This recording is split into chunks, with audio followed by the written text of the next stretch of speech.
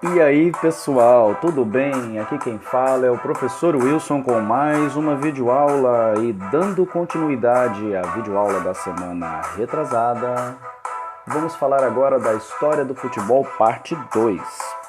Nesse momento você deve estar vendo algumas redes sociais na tela. Curta a nossa página do Facebook, siga-nos no Instagram e não deixe de se inscrever aqui em nosso canal do YouTube.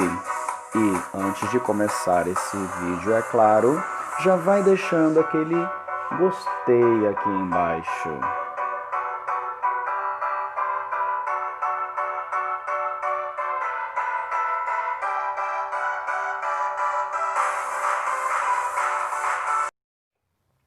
Um jogo de nome Soulé, nome esse de origem francesa, se originou na Normandia, uma região do noroeste da França, como resultado de vários séculos de costumes dos povos celtas que já habitavam essa região cerca de 3.000 anos antes. Esse jogo era realizado anualmente entre duas cidades e era um momento muito esperado pela população. Uma trombeta era tocada como uma espécie de convite no alto de uma colina. Caso a outra cidade aceitasse o convite, soaria a sua trombeta, de forma a anunciar que o jogo aconteceria entre ambas as cidades. Uma vez feito isso, os alvos, que eram pedaços de madeira amarrados em uma árvore no fim dessas cidades, era posicionado e ambas as cidades se encontravam às margens de um rio onde o jogo tinha início. A bola era feita de couro e não era necessariamente redonda. Inicialmente utilizavam as mãos, mas foram percebendo que ao longo dos anos, que quando essa bola era chutada, alcançava uma maior distância, o que favorecia muito a cidade que estava com a posse da bola.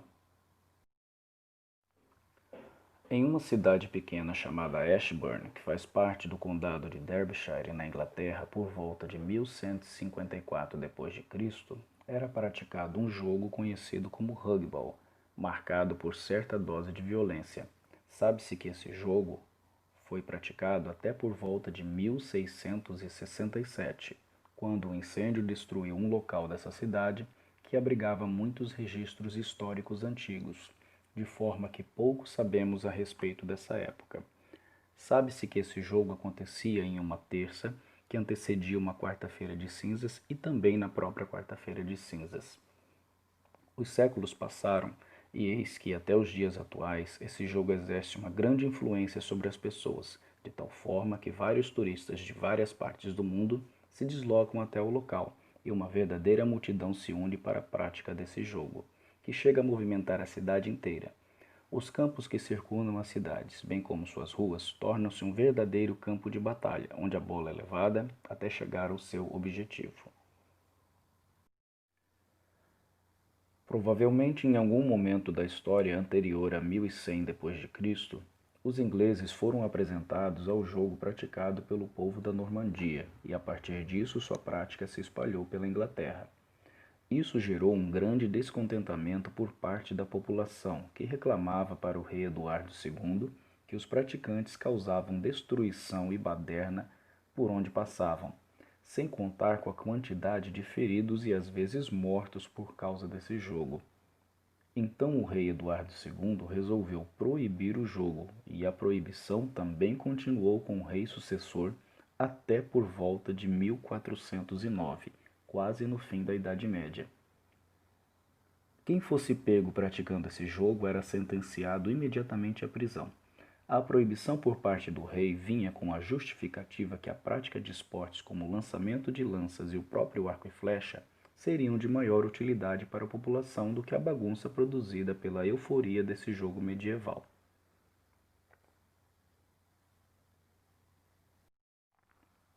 Segundo conta a história, em um local da Itália chamado Florença, por volta de 59 a.C., era praticado um jogo extremamente violento chamado Calcio.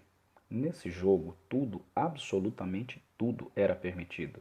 O campo era quadrado, cerca de 27 jogadores formavam cada equipe, e eles disputavam um jogo que na maioria das vezes terminava com um número bem menor do que o número inicial. Era um verdadeiro campo de batalha.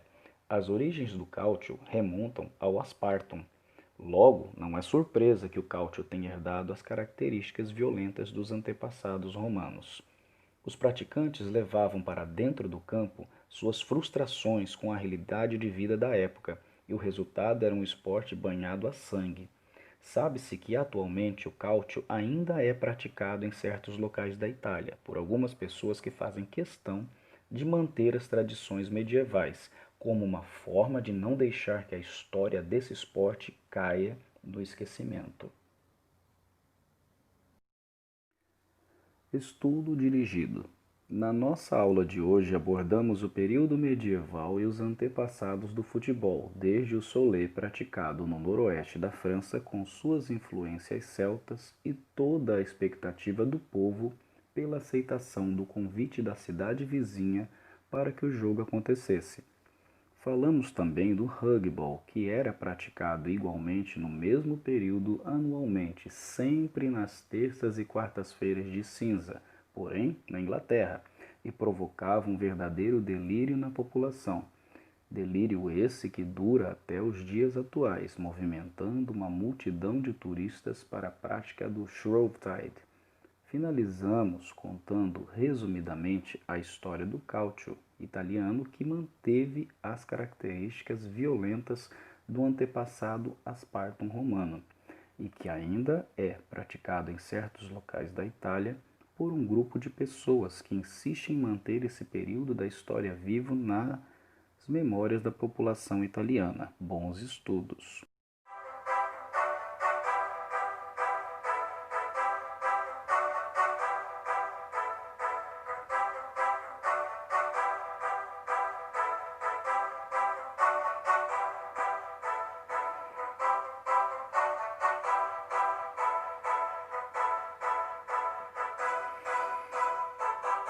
Obrigado por assistir a mais essa aula.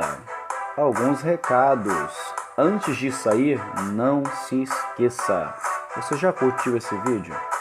Você já se inscreveu no nosso canal?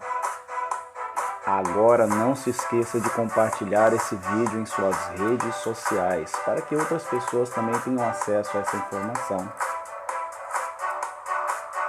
Até o próximo vídeo. Um grande abraço.